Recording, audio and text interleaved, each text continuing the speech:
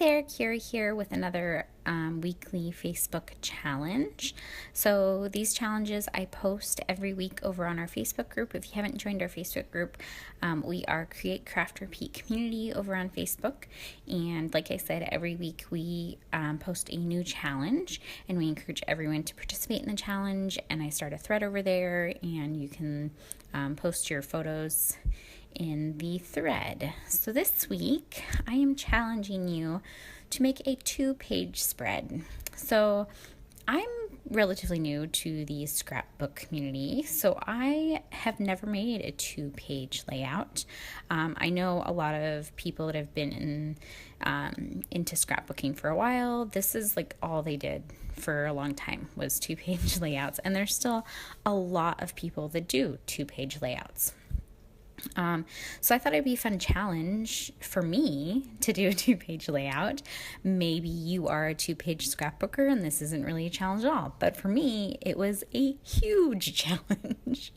Don't expect me to make one ever again because it was hard for me, like really hard.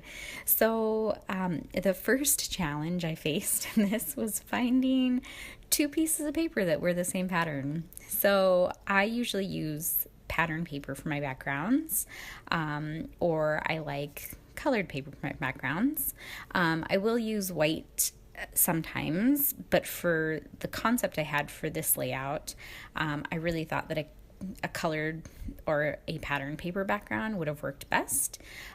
So I didn't want to use white. So I had to find 2 pieces that were same color. I could not, so I had to go to the store and buy some. So I just got some black cardstock because I wanted to do kind of a colorful layout, and I feel like black really makes a lot of those colors really pop against the background. So I started with some black cardstock, and I saw this cut file on the Paper Issues website. I'll link it down below. If you aren't familiar with Paper Issues, they have free cut files that are available. And I use them all the time because they're free.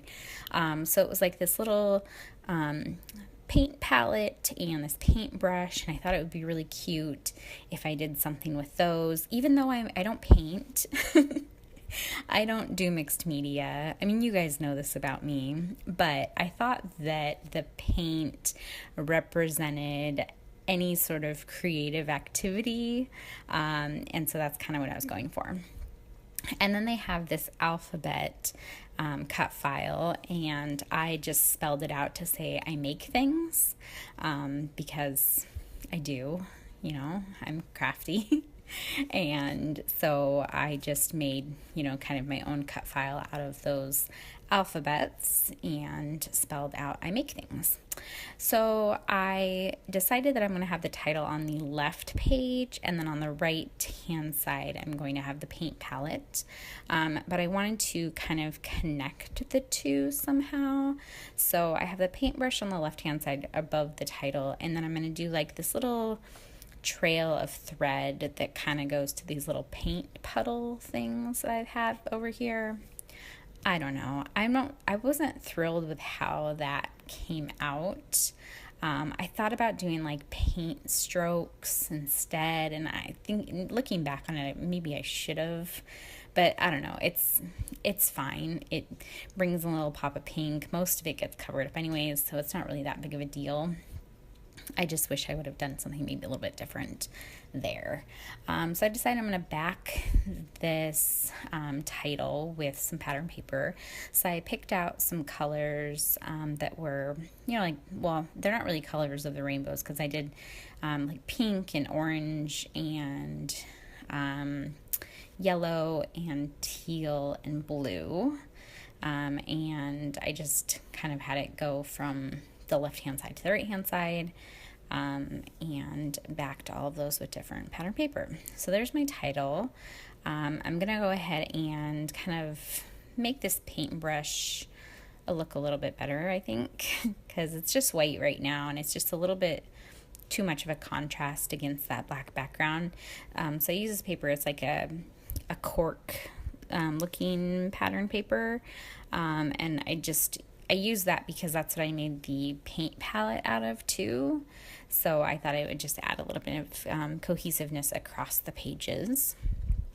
And that's what I found with this 2-page spread, is that it's like you're constantly having to make the 2 pages work together, and that was really tough for me because I only want to concentrate on one page. I don't want to have to look at 2 pages and like going back and forth. It took me forever. This layout took me like 2 days to do, and it was just, I don't know, it was hard work, you guys. Never again. So I did like a little strip of gold here and call that done with my paintbrush. So I'm kind of laying out my title of where I want it to go, and then I have some photos here.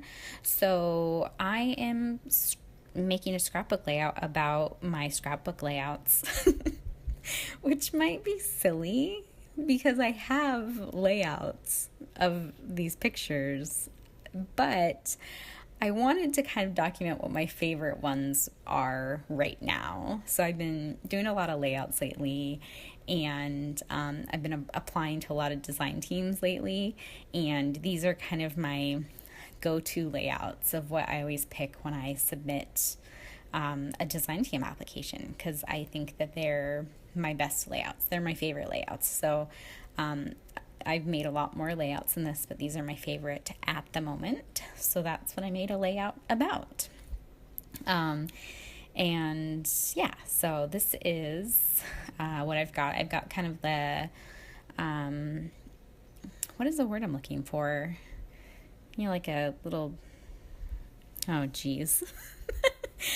Anyways, I've got 4 pictures together. And then I've got like 3 pictures of the layouts that are not all together. So basically there's 5 pictures on this page, but there's a lot more layouts than that on the page. And now I just feel like I'm rambling and not really getting my point across. But anyways, those are the pictures that I'm scrapping. So now I pulled out my embellishments, and I just went through basically all of my embellishments to try and find some ones that I thought would work with this page. Not everything you see on here will make it on the page, and not every embellishment that I pulled out made it on the page. I picked out that hello because it had it's gold, and it's like almost look like cross stitching. It's a little X's, like cross stitching. And so I thought that kind of went with my theme here. And since I have some stitching on the layout, I thought that worked too. So now it says, hello, I make things. But below the K and the E is a little piece of ephemera that says pretty. So it really says, I make pretty things. And now I've got everything pretty much laid out where I want it. So I'm going to go ahead and adhere everything down. I never really found the need for like scissor pieces of ephemera because I've never scrapbooked about scrapbooking before. So I was really happy to be able to use the little scissor pieces of ephemera, and I put a little camera above that. The rabbit doesn't really make any sense other than the fact that it's orange and it matched the orange of the M. So that's why that's there. The little circle piece that's below the paintbrush, it says something about being like handmade, it's made with love or something along those lines, and so I thought that was kind of cute and went with the theme here as well. And I have that little circle that says loved that I'm putting next to the photo to kind of represent that these are the layouts that I currently love at the moment. And I'm going to go ahead and put some foam on the back of the hello piece just to give it a little bit of dimension. And that side's pretty much done. I'm just going to cut off the branding strip here. And then I'll move it aside and work on the next one. That's another thing with the 2-page spread is that I don't have enough table space to work on 2 pages at a time. I have enough table space for 1 page, and it still gets crowded with 1 page. So yeah, it was a fun challenge, but you will never see a 2-page layout for me ever again. I went ahead and put this little paint palette up on some foam, and I layered on top of it just a little color matching on top of the orange paint on the paint palette.